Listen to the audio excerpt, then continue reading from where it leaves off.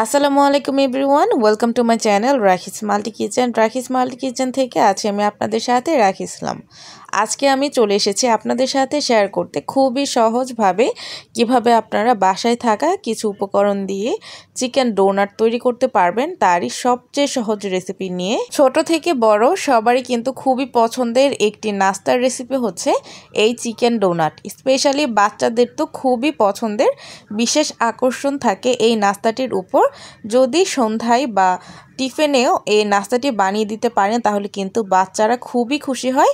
তো আশা করব আপনাদের কাছে খুবই ভালো লাগবে আমার আজকের রেসিপির শুরুতে আমি একটি ব্লেন্ডার জারের মধ্যে নিয়ে নিচ্ছি 2টি পেঁয়াজ, দিয়ে দিচ্ছি একদম ছোট সাইজের 4টি সেদ্ধ করা আলু, দিয়ে দিচ্ছি 4টি কাঁচামরিচ। এখানে আপনারা যেরকম ঝাল খেতে পছন্দ করেন সেই রকম মরিচ দিবেন। আর দিয়ে দিচ্ছি একটি মুরগির বুকের মাংস, দিয়ে দিচ্ছি একটি সেদ্ধ করে রাখা ডিম, আর এখানে দিয়ে দিচ্ছি 4টি পাউরুটির পিস ছোট করে কেটে রেখেছিলাম সেগুলো, আর দিয়ে দিচ্ছি স্বাদ অনুযায়ী কিছুটা লবণ, দিয়ে দিচ্ছি 1 চা চামচের মতো হবে টালা গরম মশলা গুঁড়ো, দিয়ে দিচ্ছি 2 চা চামচ পরিমাণ রসুন বাটা, 1 চা চামচ পরিমাণ আদা বাটা, দিয়ে দিলাম 1 টেবিল চামচ পরিমাণ সয়া সস, আর দিয়ে দিচ্ছি 2 টেবিল চামচ পরিমাণ টমেটো সস। এবার এই সবগুলো উপকরণকে আমি ভালোভাবে ব্লেন্ড করে নিচ্ছি প্রায় 4 থেকে 5 মিনিট সময় ধরে। আর এই তো দেখতেই পাচ্ছেন আমি কিন্তু এগুলোকে ভালোভাবে ব্লেন্ড করে নিয়েছি। ভালোভাবে ব্লেন্ড করে নিলেই কিন্তু ডোনাটের জন্য ডো একদম পারফেক্টলি রেডি। এখানে আর কোনো কিছুই করতে হবে না।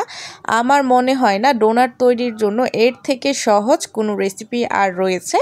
আর এই তো দেখতেই পাচ্ছেন এই ডোটা কতটাই স্মুথ হয়েছে, একদম স্মুথ একটি স্ট্রাকচার হয়েছে। এবার এই ডোটাকে আমি একটি বোলের মধ্যে নিয়ে নিয়েছি। এবার হাতে কিছুটা তেল লাগিয়ে নিলাম। এখান থেকে পরিমাণ মতো ডো আমি হাতে নিয়ে নিচ্ছি। ডোটাকে হাতের মধ্যে নিয়ে কিছুটা মুঠো মুঠো করে গোল শেপ দিয়ে দিয়েছি। তারপর 2 হাতের সাহায্যে এরকমভাবে গোল করে আরেক হাত দিয়ে চেপে চেপে এরকম কিছুটা চ্যাপটা করে নিয়েছি। এরপর এখানে আমি একটি নজল নিয়ে নিয়েছি। নজলের গায়ে কিছুটা তেল লাগিয়ে নিয়েছি যেন উঠাতে সহজ হয়। এখানে আপনারা যে কোনো কুকি কাটারও ব্যবহার করতে পারেন যদি আপনাদের কাছে থাকে। তো এরকমভাবে মাছ বরাবর আমি এটাকে চেপে দিচ্ছি। তারপর এরকমভাবে মাঝখানের যে অংশটা ছিল সেখান থেকে এটাকে উঠিয়ে নিচ্ছি। আর এ তো দেখতেই পাচ্ছেন আমি সুন্দরভাবে একটি ডোনাটের শেপ দিয়ে দিয়েছি। ঠিক একইভাবে আমি আরও একটি ডোনাটের শেপ দিয়ে দিচ্ছি। আপনাদের বোঝানোর সুবিধার্থে আমি ওটাকেও সেম একই প্রসেসে বানাচ্ছি এবং আপনাদেরকে দেখিয়ে দিচ্ছি। ঠিক এরকমভাবে চ্যাপটা করে নেওয়ার পর যে নজলটা আছে নজলটা দিয়ে মাছ বরাবর একদম মিডলে আমি একটু চাপ দিয়ে সেই মাঝখানের অংশটাকে এরকমভাবে ঘুরিয়ে ঘুরিয়ে নিলেই কিন্তু খুব সহজে উঠে আসবে। এভাবে উঠিয়ে নিচ্ছে এবং খুবই সুন্দরভাবে একটি ডোনাটের শেপও হয়ে যাচ্ছে। ঠিক একইভাবে আমি সবগুলো ডোনাটের শেপ দিয়ে দিয়েছি। আর দেখতে পাচ্ছেন মাশাআল্লাহ ডোনাটগুলোর কিন্তু খুবই সুন্দরভাবে শেপ দেওয়া হয়ে গিয়েছে।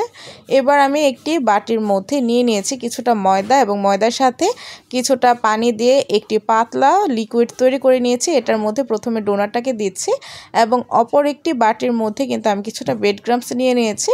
তারপর সেই ডোনাটটাকে সেই লিকুইডটার মধ্যে চুবিয়ে এই ব্রেড ক্রাম্বসটাকে দিয়ে ভালোভাবে কোট করে নিচ্ছি।